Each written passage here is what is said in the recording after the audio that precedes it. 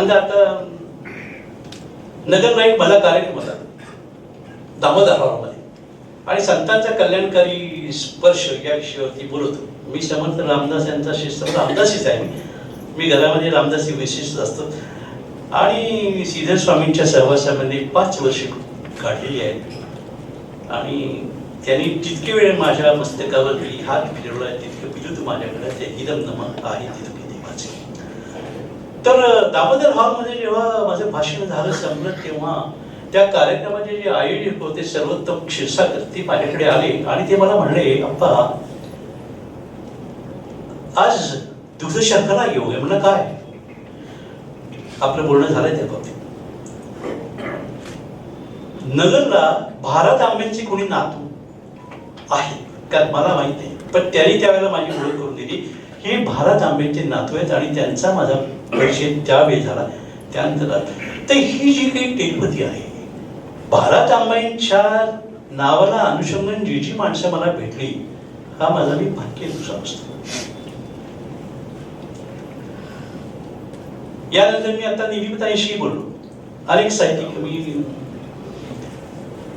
परमेश्वर कृपेने मला अनेक साहित्यिकांचा, ज्येष्ठ साहित्यिकांचा सहभाग. त्यात कोण आहे? दत्तवामन पोतदार आहेत,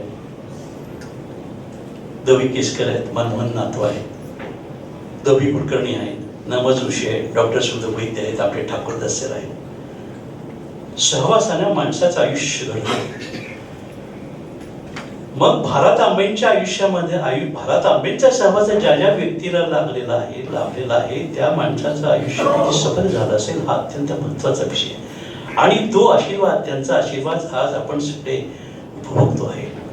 साहित्य क्षेत्रामध्ये मला भेटलेलं साहित्यिक, हे जे माझं पुस्तक झालं, त्या पुस्तकामध्ये मी सुमारे 54 साहित्यिकांचा उल्लेख केलेला आहे. म्हणजे 54 भाग त्या साहित्यामध्ये आहेत.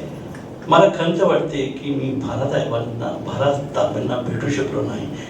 त्या पण अशी इच्छा व्यक्त करतो, पुनर्जन्म मिळावा मला, पुन्हा भारत आंबेंना भेटावं आणि त्यांच्या साहित्याबद्दल लिहावं अशी इच्छा आहे. अशी इच्छा करा, इच्छा तर चांगली करेल.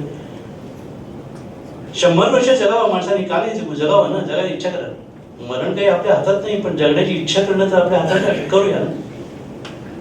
बाबासाहेब पुरंदरेंना जेव्हा मी भेटायला गेलो, सत्कार समारंभाला जेव्हा गेलो, तेव्हा मला वाटतं डॉक्टर ठाकूरदास तुम्ही तुमच्याबरोबर होता, ते म्हणजे बाळासाहेब जीवेत शरद शतम.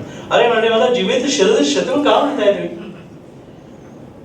मला अजून काम करायचं आहे, मला 120 वर्ष जगायचं आहे, तेव्हा जीवेत शरद शतम म्हणण्यापेक्षा जीवेत शरद शत विषम म्हणा आणि मला सत्कार करा. इच्छा चांगल्या व्हायला पाहिजे.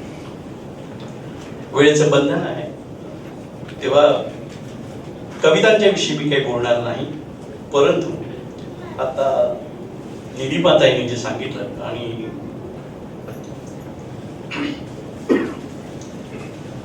त्यांचं एक वाक्य आहे, इंग्लिश पुत्रवे, all my love songs could be produced because of love of my wife.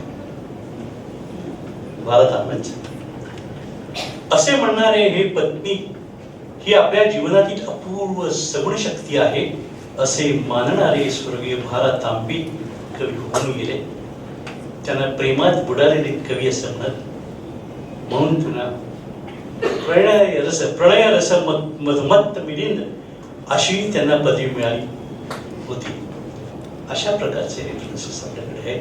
आणि अशा या आजोबांच्या जागी असलेल्या आपल्या कवींच्या, भारत आंबेंच्या या आठवडी निमित्त आपण जो कार्यक्रम केलेला आहे त्याबद्दल तुम्हाला शतशः धन्यवाद.